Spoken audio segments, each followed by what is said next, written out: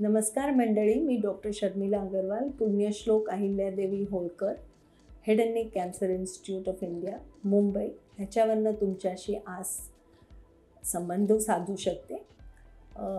आज आपण ह्याच्याबद्दल बोलू ज्या पेशंटना आधी कॅन्सर झालेला आहे हेड अँड नेकचा, त्यांचं ऑपरेशन पण झालेलं आहे, त्यांचं रेडिएशन प्लस मायनस किमोथेरपी पण झालेली आहे, पण त्यांना परत रिकरन्स आलेला आहे आणि रिकरन्ससाठी ते माझ्याकडे रेडिएशन म्हणजे परत रेडिएशन आपण देऊ शकतो का ह्याच्यासाठी आमच्याकडे आलेले आहेत.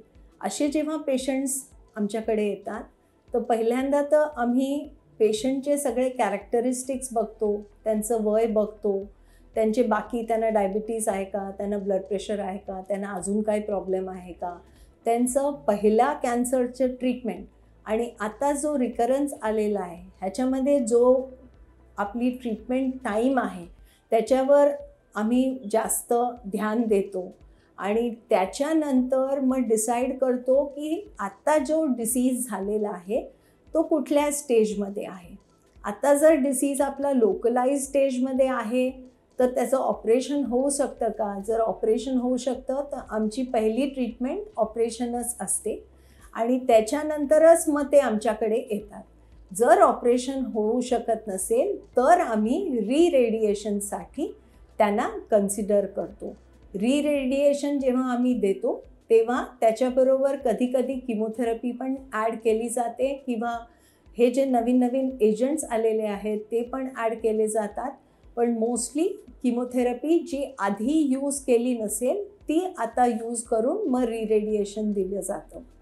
जर त्या पेशंटचं सर्जरी झाली तर सर्जरीनंतर जर त्याचा जो हिस्टोपॅथॉलॉजी रिपोर्ट असतो त्या हिस्टोपॅथॉलॉजी रिपोर्टमध्ये जर काही फीचर्स असतात जे आपल्याला कळतात की हे पुअर प्रोग्नॉस्टिक फीचर्स म्हणून होऊ शकतात, त्या पेशंटचं ऑपरेशननंतर रेडिएशनसाठी कन्सिडर केलं जातं.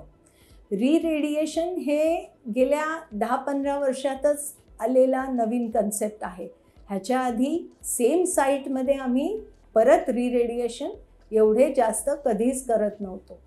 आता हे समजून आलेलं आहे की सिलेक्ट ग्रुप ऑफ पेशंट्समध्ये जर आम्ही रेडिएशन केलं तर पेशंटचं overall survival and loco regional control हे दोन्हीमध्ये फायदा होऊ शकतो.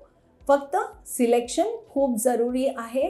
रॉंग सिलेक्शननी प्रॉब्लेम होऊ शकतो, पण राईट सिलेक्शन केलं तर पेशंटला फायदा पण होऊ शकतो. ह्याच्या अलावा जर पेशंट कधीकधी ऑपरेशन लायक नाही आहे, आम्हाला वाटतं की रॅडिकल ट्रीटमेंटच्या पण लायक नाही आहे, पण त्यांना दुःख आहे, त्यांना स्वेलिंग आहे, त्यांना अजून काही त्रास आहे, तर त्यांच्यासाठी पण पॅलिएटिव्ह रेडिएशन असे शॉर्ट फ्रॅक्शनेशन प्रोटोकॉल्स देऊन त्यांचं दुःख, त्यांचं स्वेलिंग कमी करू शकतो आणि त्यांच्या क्वालिटी ऑफ लाईफमध्ये इम्प्रूव्हमेंट येऊ शकते.